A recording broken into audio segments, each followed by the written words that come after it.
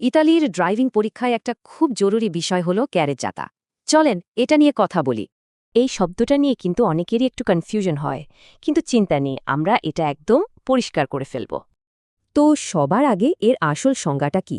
পরীক্ষার জন্য এই বেসিক আইডিয়াটা মাথায় রাখতেই হবে। মানে এটা একমুখী বা দ্বিমুখী দুই রকমই হতে পারে, আবার এতে একাধিক লেনও থাকতে পারে। এখন কথা হচ্ছে এই কেরেজাতার মধ্যে ঠিক কি কি পড়ে, এটাই কিন্তু আসল ব্যাপার।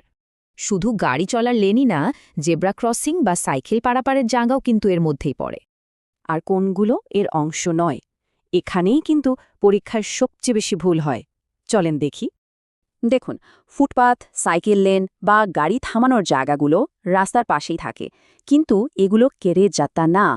এই ছবিটা দেখলেই পার্থক্যটা পরিষ্কার হয়ে যায়।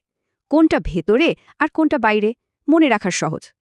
আচ্ছা, অনেক তো জানা হলো, এবার কয়েকটা প্রশ্ন একদম পরীক্ষার মতো করে। কেমন?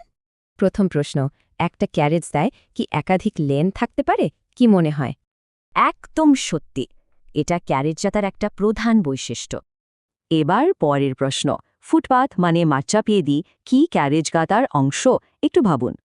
না, এটা মিথ্যা। ফুটপাত পথচারীদের জন্য, তাই এটা ক্যারেজ যাতার বাইরে।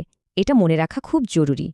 শেষ প্রশ্ন, সাইকেলের জন্য আলাদা যে রাস্তা থাকে সেটা কি ক্যারেজজাতার অংশ নয়? এটাও সত্যি, ফুটপাথের মতোই সাইকেল পাথের উদ্দেশ্য আলাদা, তাই এটাও ক্যারেজজাতার অংশ না। তাহলে মূল কথা কি দাঁড়ালো?